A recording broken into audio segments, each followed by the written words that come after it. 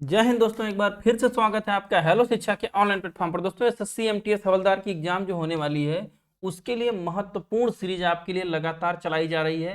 2020 21 22 तक के जितने भी प्रश्न एसएससी एमटीएस में अभी तक बने हैं ऑनलाइन मोड में, उन सभी प्रश्नों की एक उन कह लीजिए कि उन सभी प्रश्नों पर आधारित जीके जीएस की एक जानदार क्लास।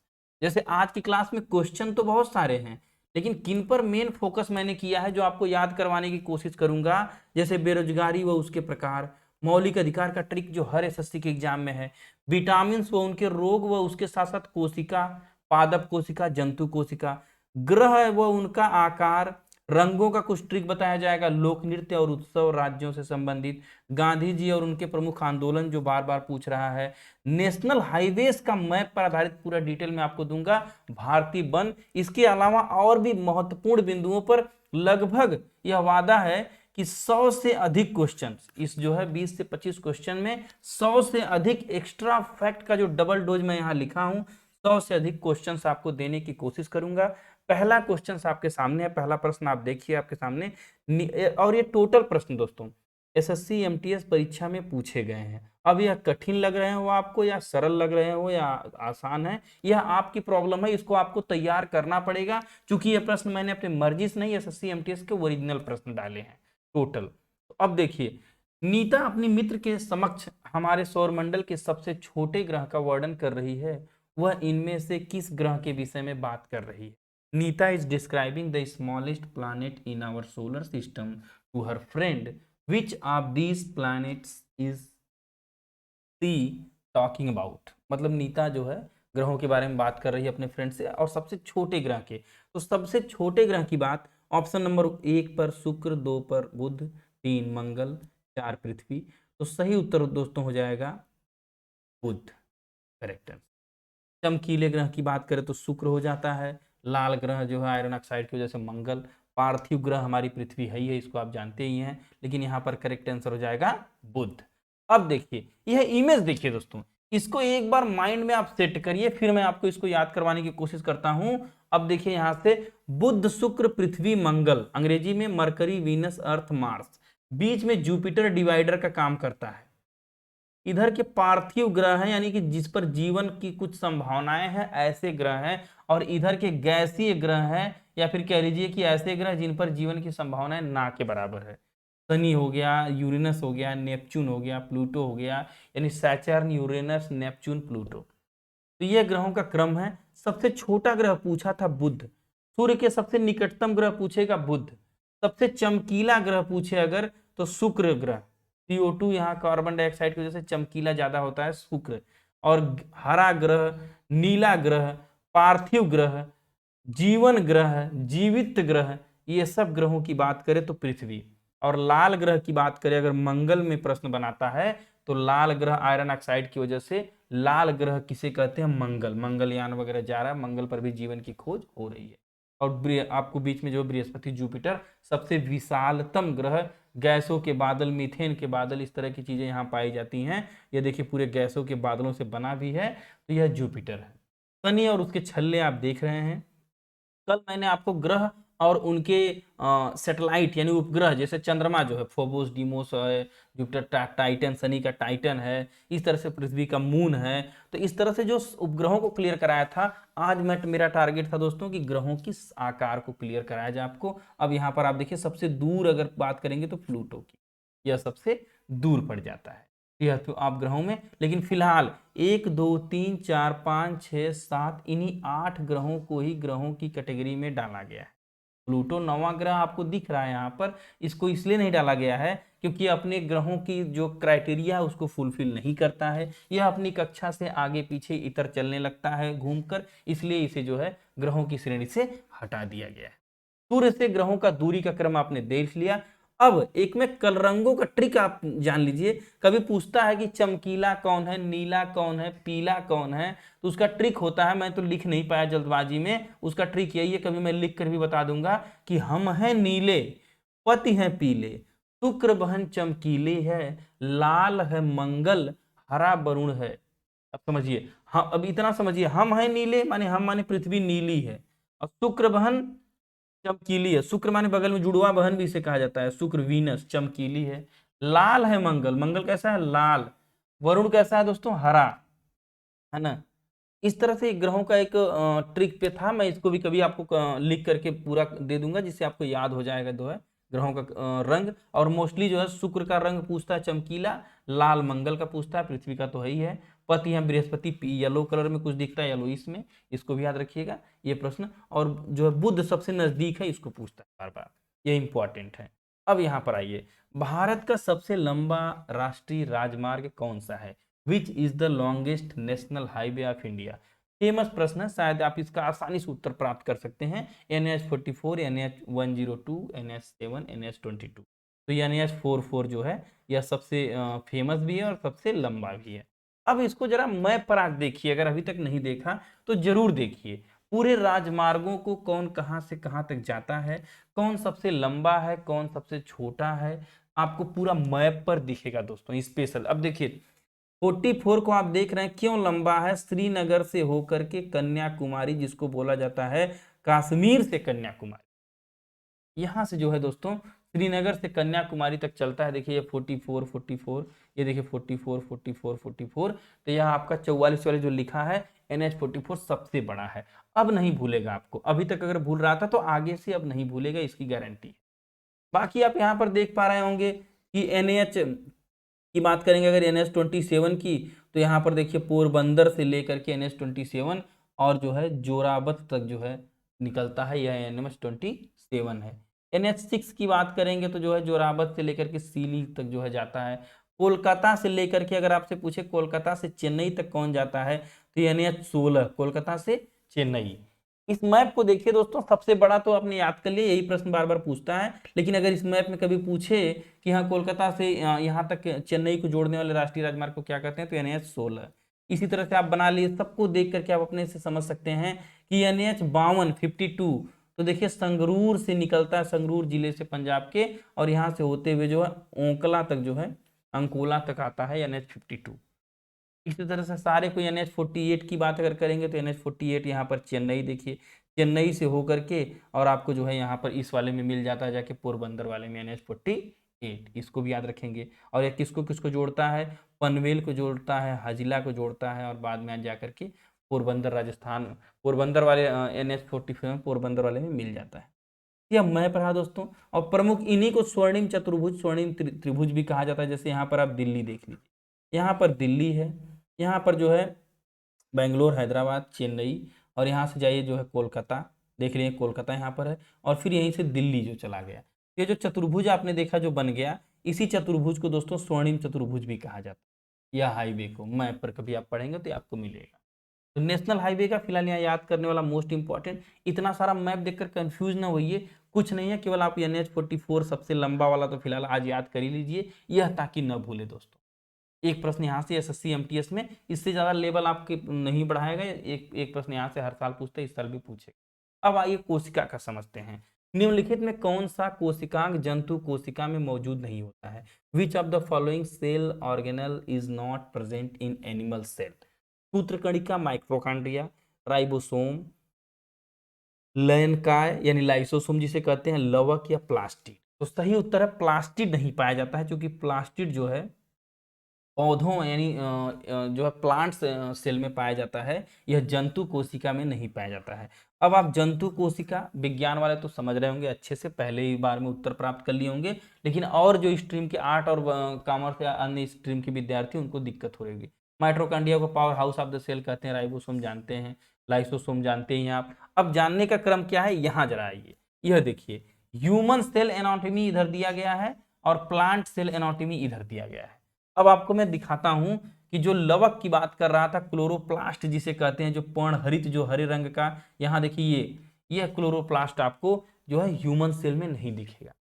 यहाँ पर आपको दिखेगा क्या, यहाँ पर आपको लाइसोसोम दिखेगा, माइटोकॉन्ड्रिया दिखेगा, पावर हाउस दिखेगा, प्लाज्मा मेम्ब्रेन दिखेगा, गोल्जी कॉम्प्लेक्स दिखेगी, है ना, सेंट्रियोल्स दिखेगा, राइबोसोम्स दिखेंगे, न्यूक्लियर मेम्ब्रेन, न्यूक्लियर, ये सब, ये आपको जो टोटल आइटम दिख रहे हैं यह ह्यूमन सेल के हैं। लेकिन इधर जो आप देख रहे हैं सेंट्रल वैक्यूल्स जो यहाँ नहीं है, वह आपको जो जो ग्रीन कलर से आप मैं रंग कर रहा हूं वो अलग है। सेल वॉल जो दिख रही है, कोशिका की एक दीवार, कोशिका भित्ति पाई जाती है, वह प्लांट सेल में पाई जाती है, जो है मानव सेल में नहीं पाई जाती है। मैं एक बार कंफर्म करता हूं, क्लियर करता हूं, क्लोरोप्लास्ट डिफरेंस जो है उसको मैं गोला करूंगा, सेल वॉल और सेंट्रल वैक्यूल्स। वैक्यूल्स तो इधर भी रहता है, यहाँ पर देखिए वैक्यूल्स है, लेकिन जो सेंट्रल वैक्यूल्स ऐसा वाला है वह आपको इसमें डिफरेंस इसमें पाया जाएगा, याद रखिएगा।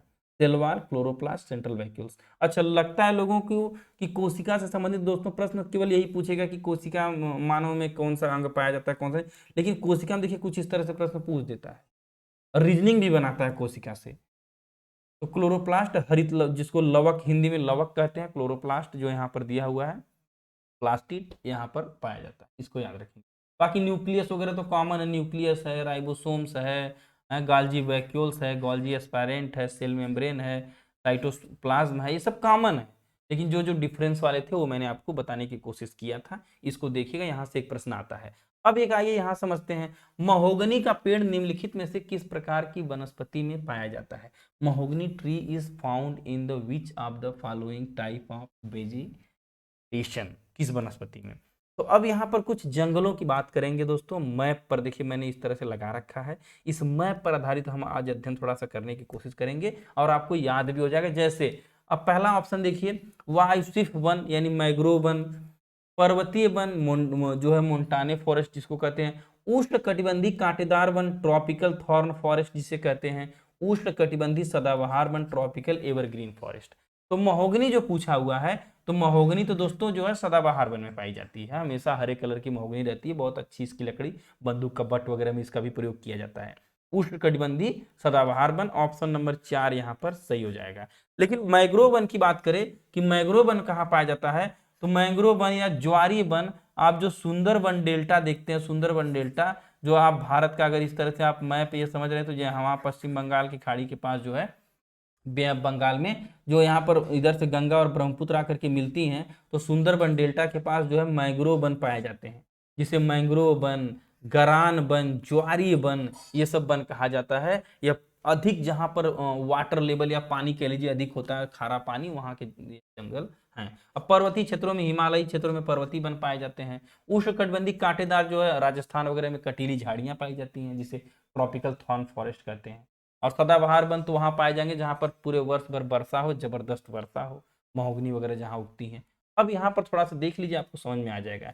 जो है डार्क ग्रीन वाला एरिया दिख रहा होगा, सदाबहार वन है, देखिए ये सदाबहार वन है, ये वाला सदाबहार वन, ये वाला सदाबहार वन, ये वाला एरिया सदाबहार, ये वाला एरिया सदाबहार। आप कहेंगे कि ये कौन सा एरिया है, भैया पश्चिमी घाट पर्वत, लगातार वर्षा होती रहती है यहाँ पर, देखते हैं मानसून, बंबई की बरसात होती है, सुने होंगे कि हमेशा मानसून बनता रहता है और खूब बरसात होती है। उसी प्रकार पूर्वी घाट पर भी जो है लौटते मानसून से तथा लगातार की वर्षा यहाँ भी पाई जाएगी। और ये मासीराम मेघालय उघाला वाला क्षेत्रफल, आपको असम, मेघालय, मणिपुर, मिजोरम, त्रिपुरा वाला, ये अत्यधिक वर्षा वाले क्षेत्रफल जाने जाते हैं, इनको तो आप अच्छे से जानते ही हैं, उड़ीसा वगैरह लिए हुए।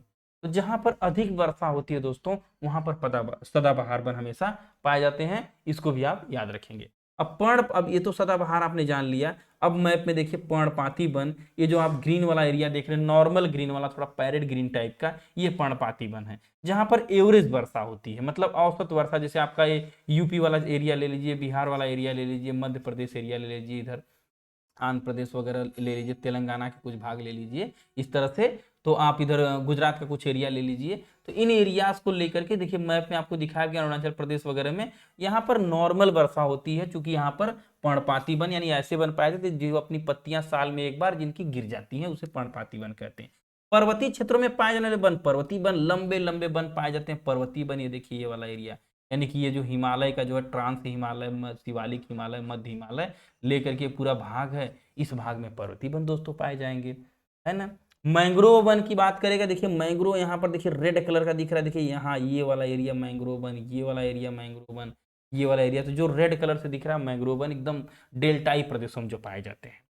कटीले झाड़ियां येलो कलर, यानी राजस्थान में भैया, यहाँ पर देखिए जो है दक्कन प्लेटू में भी और राजस्थान में भी, जहां पर बर्फात एकदम ना के बराबर होती है दोस्तों, 0 से 50 सेंटीमीटर के अंदर में ही रह जाती है, वहां पर कटीली झाड़ियां, कैक्टस वगैरह टाइप के वन पाए जाते हैं। कटीले वन जो है ये राजस्थान वाले एरिया में या फिर कम बरसात वाले क्षेत्र में पाए जाते हैं। मेरा एक इतना सा मतलब है कि आप इस मैप से यह समझ पाएं कि किस एरिया में वन पाए जाते हैं, तो वनों का वर्षा से क्या क्रम है। अभी अगर 100 सेंटीमीटर 20 सेंटीमीटर इसमें अगर कोशिश करेंगे याद करने की दोस्तों, तो कोई क्लियर नहीं होगा। फिलहाल आप इतना क्लियर करिए कि भारत के भौगोलिक क्षेत्र के हिसाब से वनों का वितरण आपको समझ में आया होगा। स्क्रीनशॉट लेकर इस मैप को 2-3 बार देखिए। मैप एक बार में तो समझ में नहीं आता है, लेकिन आप 2-3 बार देखेंगे आपको अच्छे से समझ में आ जाएगा। यह मैप का संकेत है और यह मैप के कलर दिए हुए हैं। अब देखिए, किस स्वतंत्रता सेनानी को भारतीय राजनीति का पितामह, the grand old man of India के नाम से भी जाना जाता है। Which freedom fighter is also known as grand old man of India? Chakravarti Rajagopalachari, Mahatma Gandhi, doctor Zakir Hussain, Dadabhai Naoroji. The correct answer is Dadabhai Naoroji.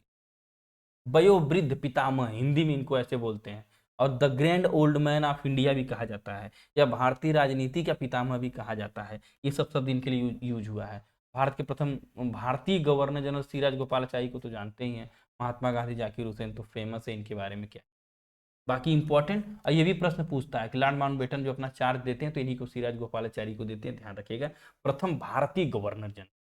और दादा भाई नौरोजी। अब यहाँ पर आइए, स्वतंत्रता संग्राम के दौरान किस स्वतंत्रता सेनानी को किस नाम से, उपनाम से पुकारा गया है, किसको कौन सी उपाधि दे दी गई, किसी उपनाम से पुकारा गया, उन लोगों के कामों के हिसाब से।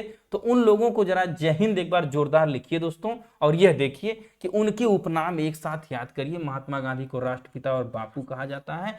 बाल गंगाधर तिलक को लोकमान्य कहा जाता है। सरोजिनी नायडू भारत कोकिला। लौह पुरुष सरदार पटेल को कहा जाता है लाला लाजपत राय पंजाब केसरी कहा जाता है, ध्यान रखिएगा। गुरुदेव किसे कहते हैं? रविन्द्रनाथ टैगोर। नेताजी सुभाष चंद्र बोस। लोकनायक जयप्रकाश नारायण। लोकमान्य बाल गंगाधर तिलक। लोकनायक जयप्रकाश नारायण। लोकमान्य बाल गंगाधर तिलक। लोकनायक जयप्रकाश नारायण। 2-3 बार याद करेंगे, याद हो जाएगा। महामना मदन मोहन मालवीय। आप हमेशा इनके नाम के आगे लगाकर ही पढ़िए तो और मजा आएगा, हमेशा याद रहेगा। महामना मदन मोहन मालवीय। देशबंधु चित्तरंजन दास। देशबंधु चित्तरंजन दास, इनको भी याद रखिए। द ग्रैंड ओल्ड मैन, यानी दादा भाई नौरोजी को ग्रैंड ओल्ड मैन का इमेज आपके सामने नेताजी का दिख ही रहा है। लाला लाजपत राय, लाल बहादुर शास्त्री, महात्मा गांधी, लाला लक्ष्मीबाई, भगत सिंह, फ्रीडम फाइटर्स के बहुत साफ, सबके लिए रिस्पेक्ट है दोस्तों। सारे इमेजेस तो यहाँ नहीं लगाए जा सकते, कुछ मैंने यहाँ पर लगा दिया है, बाकी बारी बारी मैं सब आपको दिखाऊंगा भी। इमेजेस के माध्यम से पढ़ने का, इमोशंस के माध्यम से पढ़ने का, चित्रों को देखकर पढ़ने का मजा ही कुछ और है। अब देखिए, इसको याद करिए, स्क्रीनशॉट लीजिए, 1 नंबर यहाँ से हर साल एमटीएस में आता है। हाथी उत्सव राजस्थान के किस जिले में हर वर्ष मनाया जाता है? Hathi festival is celebrated in every year in which district of Rajasthan? Kota, Jaipur, Alwar, Ajmer. The correct answer is Ajmer में हाथी उत्सव मनाया जाता है। अब आइए यहाँ पर जरा देखते हैं राज्य और उनके त्योहार। अब यहाँ पर आप देखिए, क्योंकि त्योहारों को ये बाउंड्री से नहीं दोस्तों, अब यूपी में खिचड़ी आप यहाँ पर देखते मनाई जाती है, तो उसके सटे हुए राज्यों में भी मनाई जाती है, लेकिन प्रमुख जहाँ का है उसको दिखाने की कोशिश मैंने मैप पर किया है। रटने पर थोड़ा कम ध्यान देना है, एक दिन में 5 चीज याद करना, लेकिन चित्रों से परमानेंट याद करना है। अब देखिए, हाथी उत्सव का नजारा राजस्थान वाला आपके सामने है। एक डिजर्ट फेस्टिवल या मरु महोत्सव जिसको कहते हैं, वो देखिए यहाँ पर है, जो फरवरी महीने में मनाया जाता है, 13 से 16 फरवरी में 2022 वाला ये दिख रहा है आपको, जो है मरु महोत्सव। ऊंटों का महोत्सव राजस्थान का भी है। हाथी महोत्सव, मरु महोत्सव याद रखेंगे। जो है हाथी महोत्सव कहाँ? अजमेर में, मैंने बताया। और मरु महोत्सव कहाँ? जैसलमेर में। राजस्थान से यह प्रश्न आता है। अब यह मैप जरा देखिए, पतंग वाला देख रहे हैं, गुड़ी जो है माघी और लोहड़ी जो है पंजाब वाले एरिया में ये मनाई जाती है, पंजाब हरियाणा वाले क्षेत्र में। इसे पतंग का उत्सव जो है, इसे लोहड़ी कहते हैं, माघी, माघ महीने में। और शिशिर सेकांत जो है यहाँ पर जो है जम्मू कश्मीर वाला देख रहे हैं। और ये मोस्ट इंपॉर्टेंट बिहू, कटी बिहू, माघ बिहू, छोटी बिहू, बड़ी बिहू। बिहू का जो भी नृत्य हो दोस्तों, इस तरह से बिहू नृत्य भी असम का फेमस है, याद रखेंगे। इसके बाद पोंगल देखेंगे आप, यहाँ पर जो है तेलंगाना वाला पोंगल भी याद रखेंगे, most important question. Makar Sankranti जो है, मकर संक्रमण याद रखेंगे। मकर बिलक्कू त्योहार जो है केरल का, बहुत इंपॉर्टेंट है। इस तरह से उत्तरायण जो है आप यहाँ पर देख सकते हैं, मकर संक्रांति यहाँ पर मनाई जाती है। तो ये कहाँ पर जो है माघ में जो ये त्योहार मनाए जाते हैं, उनका अलग अलग, जो कहीं पर उसका नाम खिचड़ी है, कहीं पर आपका उसका नाम लोहड़ी है, कहीं पर उसका नाम मकर संक्रांति है। एक प्रश्न यहाँ से पूछता है, जिस कभी पोंगल पूछ देगा, कभी बिहू पूछ देगा, तो कभी मकर संक्रमण कहाँ कहा था, कभी मकर बिलक्कू उसी को कहते हैं। खिचड़ी का एक कंपरेटिव इमेज मैंने यहाँ पर लगाने की कोशिश किया है। यूपी वाले उसे खिचड़ी कहते हैं, उसको टोटल आप यहाँ पर देखिए और पढ़ने की कोशिश करिए, यहाँ से 1 नंबर जरूर आता है। और इसके पहले मैंने पूरे त्योहारों को की लिस्ट याद करवाई थी। आज तो आपको जो है माघ में जो है यानी जनवरी महीने में जो त्योहार मनाया जाता है उसका जो है खिचड़ी वाले का डिटेल यहाँ पर दिया। निम्नलिखित में से कौन सी महाराष्ट्र की एक नृत्य शैली है? Which of the following is the dance form of Maharashtra? Lavani, Jhumar, Bhangra, Kathak. तो भांगड़ा गिद्धा आप जानते हैं, मैंने बताया भांगड़ा गिद्धा वगैरह पंजाब का, लेकिन लावड़ी लोक नृत्य की बात करेंगे तो लावड़ी तमाशा महाराष्ट्र का। करेक्ट आंसर दोस्तों यहाँ पर आपका हो जाएगा लावड़ी, याद रखिएगा।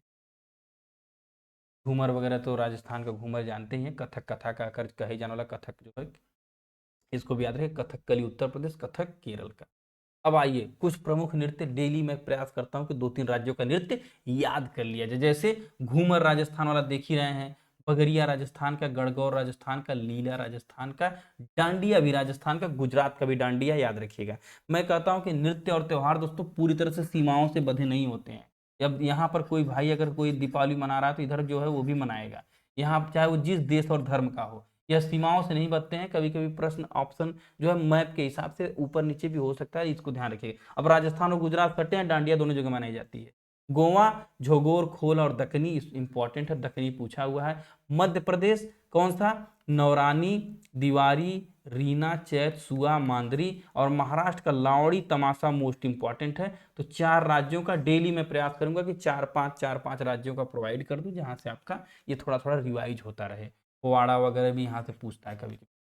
अब आइए, निम्नलिखित में कौन से कारक वाष्पीकरण की दर को बढ़ाते हैं? जो वेपोरेशन होता है, जल भाप, जल का भाप बनकर उड़ना वाष्पीकरण कहलाता है। इस तरह से जल है, अगर इसका ताप बढ़ाया गया चाहे ऊपर से चाहे नीचे से, तो भाप बनकर के जल जो है उड़ने लगेगा। तो इसी क्रिया को दोस्तों वाष्पीकरण की क्रिया कहते हैं, ये तो आप जानते हैं। तो सतह के क्षेत्रफल में वृद्धि की जाएगी तो वाष्पीकरण बढ़ेगा, ये भी सही है। आर्द्रता में कमी की जाएगी, मैंने नमी को कम कर दिया जाएगा तो क्या वाष्पीकरण बढ़ेगा, सही है।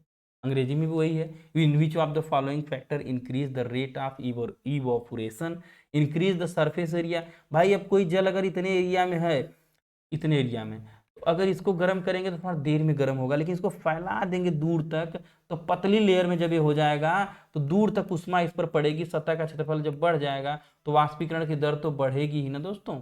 ये वाला तो बिल्कुल सही हो जाएगा। और जब नमी कम कर देंगे, आर्द्रता कम कर देंगे, तो भी जो है वाष्पीकरण ज्यादा तेज हो जाएगा, तो भी वाष्पीकरण बढ़ जाएगा। तो दोनों सही हो जाएगा यहाँ पर। ऑप्शन नंबर 1 और 2 दोनों। एमटीएस के लेवल का क्वेश्चन है, एमटीएस का ही क्वेश्चन है दोस्तों, कहीं और से मैंने इसको नहीं ऐड किया। अब आइए, भारत छोड़ो आंदोलन, गांधी और उसके सभी आंदोलन लगभग आपको यहाँ मिल जाएंगे। भारत छोड़ो आंदोलन खालिस्तान में शुरू हुआ था। Quit India movement was started in, तो 1917, 18, 20 और 1942 ये ऑप्शन है। सही उत्तर दोस्तों हो जाएगा बिल्कुल जो आप सोच रहे हैं, 1942 इज द करेक्ट। अब 17 की बात करें तो 17 में आप जानते हैं चंपारण राजकुमार शुक्ल क्या, गांधी जी जाते 3 कठिया प्रथा, बिहार वाला आंदोलन शुरू करते हैं। 17 वाला बिहार चंपारण जान ही रहे, याद इसको रखिए। कौन सा दोस्तों? बिहार का चंपारण वाला। 18 की बात करें तो खेड़ा सत्याग्रह, अहमदाबाद मिल मजदूर वगैरह 18 में चलता है, इसको भी याद रखिएगा। 20 की बात करें तो 20 में असहयोग आंदोलन, 20 में दोस्तों असहयोग आंदोलन, नॉन कोऑपरेटिव मूवमेंट। और 42 में क्विट इंडिया मूवमेंट, ये तो आप जानते हैं, आपको बता। अब आइए, गांधी जी के कुछ आंदोलनों के बारे में मैंने आपको चर्चा किया। गांधी जी ने 9 जनवरी 2015 को जब अरबिया जहाज से मुंबई के अपोलो बंदरगाह पर छुआ, तो उस समय मोहनदास करमचंद गांधी की उम्र 45 साल थी। कई बार पूछा, इंपॉर्टेंट था इसलिए मैंने डाल दिया। और इसी 9 जनवरी को प्रवासी भारतीय दिवस के रूप में मनाया जाता है। महात्मा गांधी का देख रहे हैं ये सविनय अवज्ञा आंदोलन और जो है दांडी मार्च आंदोलन के कुछ दृश्यों को दिखाया गया है यहाँ पर। स्वदेशी में जो है चरखा वगैरह का काम इन्होंने चलाए थे, तो आप गांधी पढ़ते हैं तो जानते ही। लेकिन बगल में एक चार्ट आपको दिख रहा होगा दोस्तों, मोस्ट इंपॉर्टेंट चार्ट है। लाइक करिए वीडियो को, अगर कंटेंट पसंद आ रहा हो तो सब्सक्राइब करिए चैनल को, और अभी तक अगर नए हैं तो प्लीज सब्सक्राइब करिए और अपने अलग अलग दोस्तों के ग्रुप में शेयर करिए दोस्तों, ताकि आपका सपोर्ट मिले। ऐसे कंटेंट लगातार मैं आपकी परीक्षा तक लेकर आऊंगा। अब देखिए, फिनिक्स धर्म, जैसे गांधी जी क्या करते हैं, कुछ आश्रम की स्थापना करते हैं, जैसे फार्म कहा जाता है, आश्रम कहा जाता है, जो है बाहर किए तो फार्म, अब भारत में किए तो आश्रम कहा जाता है। तो कुछ प्रमुख आश्रम जहां से प्रश्न बनता है, फिनिक्स फार्म की बात करें तो डरबन दक्षिण अफ्रीका 1904 में, उस समय दक्षिण अफ्रीका में थे। टालस्टाय जोहान्सबर्ग दक्षिण अफ्रीका 1910 में। 15 में आ जाते हैं भारत, अब और अपना कार्यक्रम शुरू कर देते हैं। साबरमती आश्रम, साबरमती नदी अहमदाबाद में बनाते हैं। सत्याग्रह आश्रम जो है कोचरब अहमदाबाद में बना देते हैं 15 में ही। और अनाशक्ति आश्रम की बात करें तो कौसानी उत्तराखंड में बनाते हैं। और वर्धा वाला फेमस है सेवाग्राम आश्रम, पूछता है परीक्षा में, जो है 1936 में वर्धा में कौन सा आश्रम बनाते हैं, सेवाग्राम। क्योंकि साबरमती भी फेमस है, सत्याग्रह फेमस है, अनासक्ति और वर्धा पूछ सकता है, ये ज्यादा तक जो है चर्चा में नहीं रहता है। फिनिक्स तो भी, ये भी चर्चा में है, टालस्टाय भी चर्चा में है, लेकिन अनाथ जो है अनाशक्ति और सेवाग्राम, इन दोनों को जरूर याद रखिएगा। अनाशक्ति कहाँ का है, कौसानी उत्तराखंड, और सेवाग्राम वर्धा महाराष्ट्र। एक 1929 का अनाशक्ति और सेवाग्राम 1936 में, याद रखिएगा। अब आइए, इनमें से कौन सा मौलिक अधिकार भेदभाव का प्रतिषेध से संबंधित है, विच ऑफ द फॉलोइंग। अब यहाँ पे ट्रांसलेशन गलत किया दोस्तों, सॉरी। अब आइए देखिए, मौलिक अधिकार जो है कौन सा भेदभाव प्रतिषेध से संबंधित है, प्रोहिबिशन ऑफ डिस्क्रिमिनेशन, भेदभाव से संबंधित। समानता का अधिकार, शोषण के विरुद्ध अधिकार, स्वतंत्रता का अधिकार, धार्मिक स्वतंत्रता का अधिकार। तो भेदभाव किसी के साथ नहीं किया जाएगा, यह इक्वलिटी की बात की जाती है अनुच्छेद समानता में। आर्टिकल 15, किसी के साथ लिंग, जन्म, जन्म स्थान, मूल वंश, जाति, धर्म के आधार पर भेदभाव नहीं किया जाएगा, अनुच्छेद 15 में बात। शोषण वाला जो है 23 आप जानते हैं, स्वतंत्रता जो है 14 से 18 में दिया ही गया है। धार्मिक स्वतंत्रता जो है 25 से 28 दिया गया है। इसका ट्रिक मैं देता हूं, इससे याद करिए, मजा आएगा।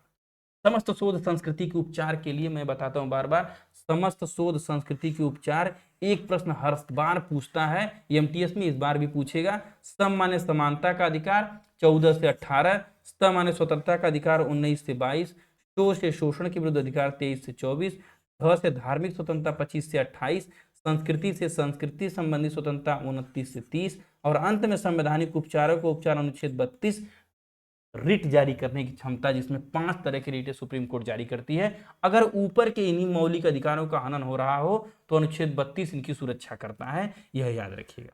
समस्त शोध संस्कृति, सामान्य समानता 14 से 18, स से स्वतंत्रता, शो से शोषण, ध से धार्मिक, संस्कृति से संस्कृति। इधर का ग्रुप आप जो है 14 से 18, 19 से 22, 23 से 24, 25 से 28, ये तो आप पढ़ लेते हैं लेकिन भूल जाता है, उसी का यह तरीका है। मैं स्क्रीन क्लियर करता हूँ, स्क्रीनशॉट लीजिए, मोस्ट इंपॉर्टेंट है, हर बार पूछता है। भारत की एकमात्र महिला मुस्लिम शासक इनमें से कौन थी, who among the following was the only female Muslim ruler of India.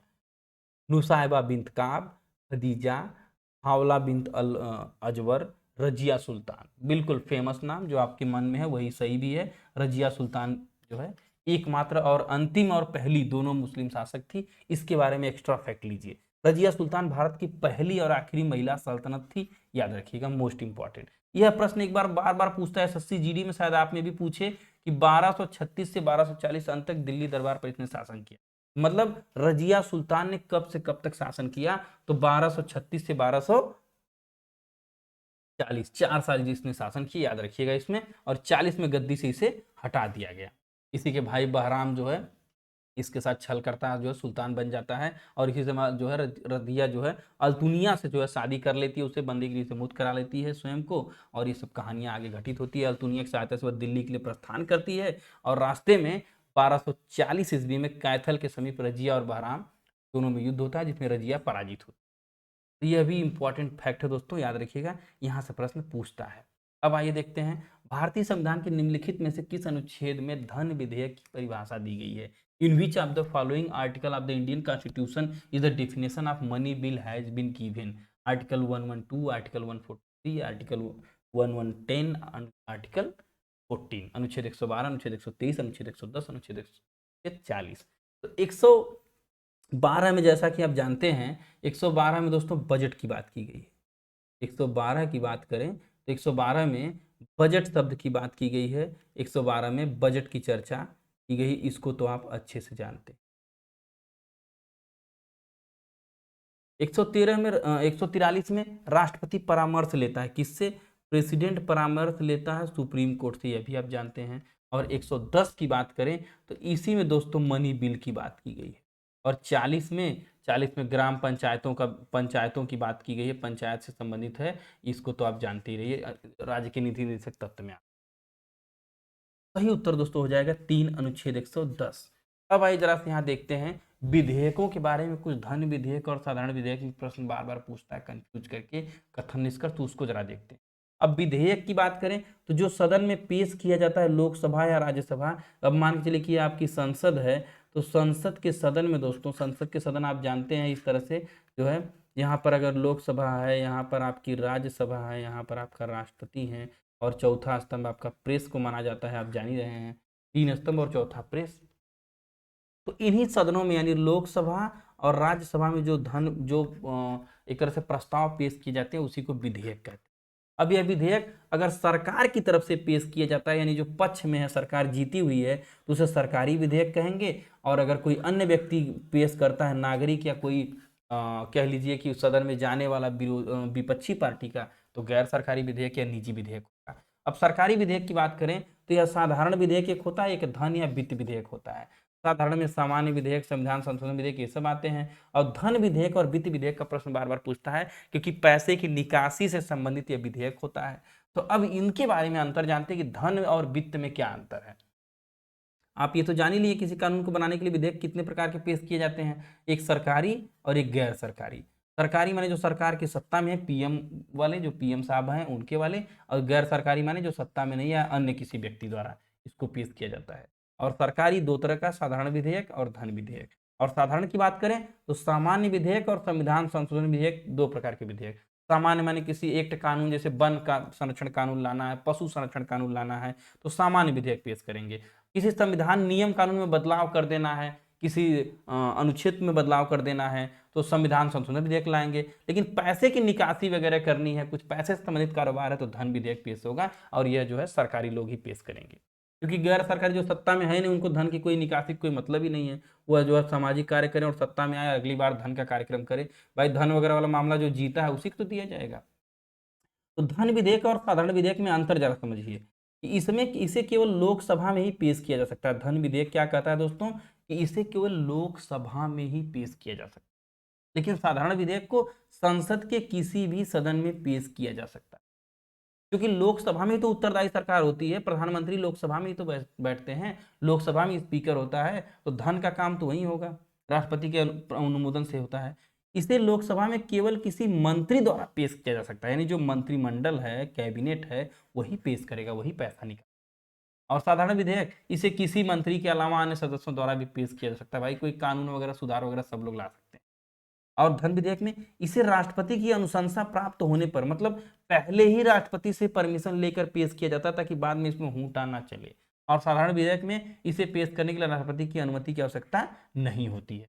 बहुत सरल तरीके से 3 पॉइंट में बताने की कोशिश किया हूं दोस्तों, उम्मीद है कि समझ में आया होगा। केवल लोकसभा में और किसी भी सदन में साधारण विधेयक, किसी मंत्री द्वारा केवल पेश किया जाएगा, और किसी भी सदस्य द्वारा पेश किया जाएगा साधारण विधेयक। राष्ट्रपति की अनुमति धन विधेयक में, राष्ट्रपति की अनुमति की आवश्यकता नहीं होगी साधारण विधेयक। इन तीनों पॉइंट को याद रखेंगे, कंपैरिजन करके बताने की कोशिश किया। यदि बेरोजगारी किसी देश की दीर्घकालिक विशेषता बनी रहती है तो इसे बेरोजगारी कहा जाता है। यानी किस प्रकार की बेरोजगारी, if unemployment remains a long term features of country, it is called blank space unemployment. मतलब ये कहना चाह रहे हैं, प्रश्न देखिए, प्रश्न दोस्तों पढ़िए तो मैं ये कहूंगा कि प्रश्न को थोड़ा सा समझने की कोशिश करते हैं। जैसे प्रश्न के अंदर से एक आपको मैसेज मिलेगा कि दीर्घकालिक, लंबे समय तक अगर बेरोजगारी है तो प्रतिरोधात्मक बेरोजगारी, संरचनात्मक बेरोजगारी, सामयिक बेरोजगारी नहीं बल्कि दीर्घकालिक बेरोजगारी चौथा। करेक्ट आंसर इज 4, क्योंकि दीर्घकालिक है तो दीर्घकालिक समय तक रहेगी। कोई न कोई कीवर्ड आपको मिलता है, बहुत टफ प्रश्न होते हैं जो कीवर्ड नहीं देते हैं, लेकिन मैक्सिमम प्रश्न में कीवर्ड मिलता है, खोजने की जरूरत है पर्यायवाची के माध्यम से।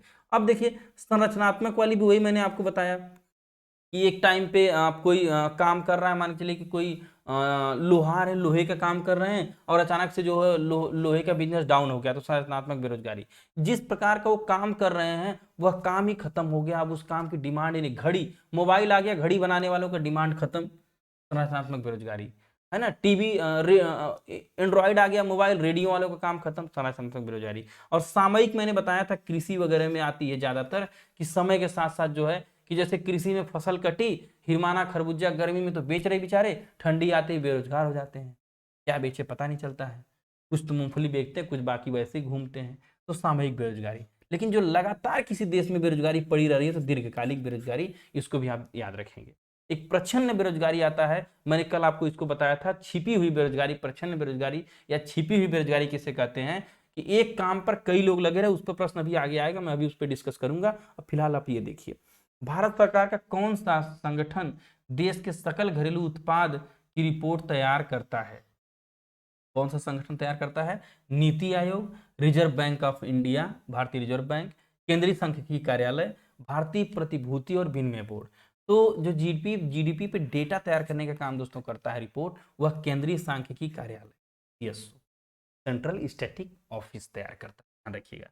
नीति आयोग क्या करता है, लगे हाथ सबको थोड़ा हल्का हल्का हाईलाइट करता हूं, बहुत ज्यादा आपको नहीं बताऊंगा कि आप पता चले कंफ्यूज हो, हल्का हल्का बताने की कोशिश करता हूं। जैसे नीति आयोग के बारे में जान लीजिए, थिंक टैंक ऑफ इंडिया, पूरे भारत के लिए सोच विचार कर प्लान बनाने का काम, पहले इसका नाम क्या था दोस्तों?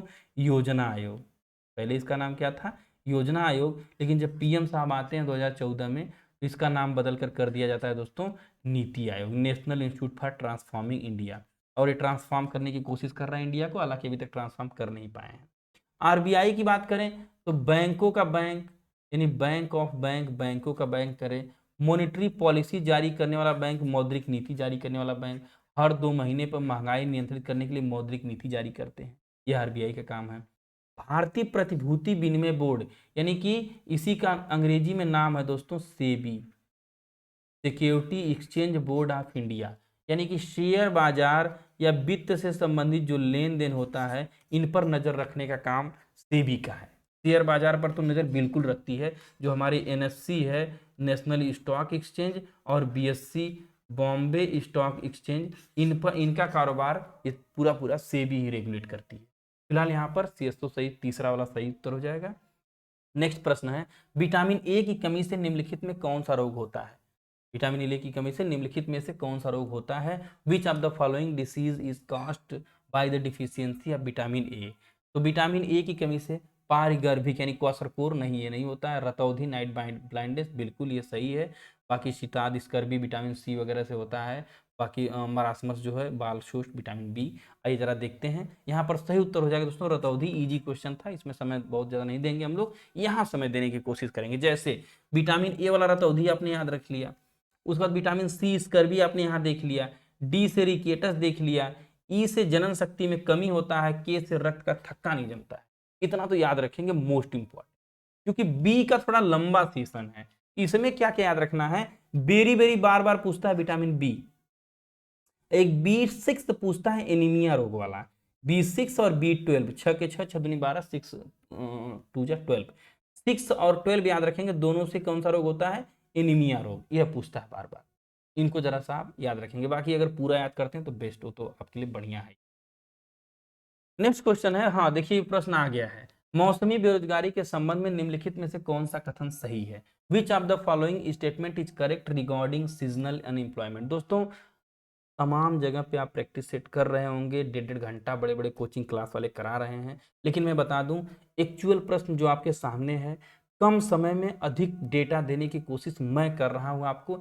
इसी प्रकार के प्रश्न आएंगे, आपको कोई इजी प्रश्न दे के खुश कर दे, और कोई कोर्स, मेरे पास कोई कोर्स नहीं है, कोई क्लास नहीं है, कोई सिलेबस मेरा नहीं चलता है, मैं आपको प्रैक्टिस करवाने के लिए डेली जो है इसको जो है 2-4 घंटे में तैयार करता हूं, जो है गवर्नमेंट जॉब से समय जो बचता है अपनी ड्यूटी करने के बाद, उसके बाद आपके सामने लाता हूं। मेरे पास कोई कोर्स प्रचार प्रसार नहीं है कि मैं अपने बैच पर पढ़ाऊं ऐप पर और ला करके आपको यूट्यूब पर करवा करके खूब बाबाई बटोरू, ऐसा कुछ नहीं। बस आप लोग के सपोर्ट से यही काम बढ़िया है कि मैं आपको कम से कम प्रैक्टिस करवा रहा हूं, ताकि आपके एग्जाम में कुछ मैं हेल्प कर पाऊं। अब समझिए कि मौसमी बेरोजगारी क्या है, सीजनल अनएम्प्लॉयमेंट क्या है। यह तब होती है जब साल के कुछ महीनों के दौरान लोगों को नौकरी नहीं मिल पाती है। नहीं, ये तो नहीं लग रहा है। यह मुख्य रूप से शहरी क्षेत्रों में होती है। जो लोग कृषि पर निर्भर नहीं है, वे आमतौर पर इस तरह की बेरोजगारी का सामना करते हैं। यदि एक क्षेत्र में 4 लोगों की आवश्यकता है और 7 कार्यरत हैं तो ऐसे में 3 लोग मौसमी बेरोजगार कहलाएंगे। नहीं, अब देखिए थोड़ा सा आप पूरे डेटा को देखेंगे समझ में आ जाएगा। यह कब होती है दोस्तों? जब साल के कुछ महीनों के दौरान लोगों को नौकरी नहीं मिल पाती है। अब यहाँ समझिए, जैसे कि अब कृषि में देखेंगे कि 12 महीने तो खेती में आप काटते नहीं रहेंगे, बो करके इंतजार करना पड़ेगा। आपने मान के चलिए कि नवंबर में गेहूं की बुआई कर दी, अब उसको काटेंगे अप्रैल मई में, भाई उसको काटेंगे जो है अप्रैल मई में। तो अब बीच में आप क्या रहे जो है किसान जो हमारा है, तो दिसंबर की बात करें, जनवरी की बात करें, फरवरी की बात करें, मार्च की बात करें, यहाँ तक बेरोजगार, अगर नवंबर दिसंबर में बुआई कर दिया तो 3-4 महीने की ये बेरोजगारी का जो सिलसिला है, इसी को मौसमी बेरोजगारी कहा जाता है कि साल के कुछ समय में कार्य मिलता है, कुछ में नहीं मिलता है। और शहरी क्षेत्रों में तो ज़्यादातर आप जानते हैं कि यहाँ दूसरी तरह की बेरोजगारी एजुकेशन वाली रहती है और कृषि पर निर्भर है, आमतौर पर इसे बेरोजगारी का सामना करती है। ये भी नहीं कृषि वाली बेरोजगारी नहीं, प्रच्छन्न, ये तो प्रच्छन्न बेरोजगारी ये भी है। और 4 की जगह 7 काम कर रहे हैं, 3 लोग मौसमी बेरोजगार नहीं, ये भी प्रच्छन्न बेरोजगारी, छिपी बेरोजगारी है। लेकिन यहाँ पर मौसमी बेरोजगारी की बात करेंगे दोस्तों, तो केवल एक वाला बेरोजगारी से रोज प्रश्न पूछ रहा है और मैं करवा भी रहा हूं दोस्तों लगातार। यह लगभग एसएससी एमटीएस का जो 21/7 का जो प्रश्न था, आप देखिएगा मिलाइएगा, मैं डेट बता दे रहा हूं, 21/7/2022 को जो पेपर हुआ था उसी पर बेस्ड ये सारे प्रश्न हैं लगभग लगभग। मैं रिसेंटली 26 से करवा रहा हूं, 26 जुलाई से, और आपके एग्जाम आते आते लगभग 2021 के पूरे प्रश्न 2022 के 2020 के करवा दूंगा, ताकि आपको एक नया डेटा मिल जाए। तो यहाँ पर दोस्तों कौन सा हो जाए, पहला वाला सही हो जाएगा। और छिपी बेरोजगारी तीसरे और चौथे में आप खोज लेंगे, इसमें मिल जाएगा आपको छिपी बेरोजगारी, प्रच्छन्न बेरोजगारी। क्वेश्चन पसंद आ रहा हो, सीरीज अच्छी लग रही हो तो स्कैन करिए, टेलीग्राम चैनल ज्वाइन करिए, पीडीएफ यहाँ पर प्रोवाइड कर दी जाएगी दोस्तों आपको। और अगर चैनल को अभी तक सब्सक्राइब नहीं किया तो सब्सक्राइब करके लाइक करिए। कमेंट में यह सेशन कैसा लगा हमें लिख करके थोड़ा मोटिवेशन दीजिए दोस्तों। मैं समझ नहीं पाता हूँ कि मैं जो पढ़ा रहा हूँ आप लोग को पसंद आ रहा है कि नहीं। आप लोग देखते तो हैं जरूर, लेकिन थोड़ी सी प्रतिक्रिया देते हैं तो मुझे भी अच्छा लगता है। मिलते हैं कल इसी तरह किसी इंटरेस्टिंग टॉपिक पर, स्टैटिक जीके की टॉपिक या फिर प्रैक्टिस सेट की टॉपिक। डेली शाम को एक क्लास जरूर लेकर आपके लिए आता हूँ। जय हिंद, जय भारत।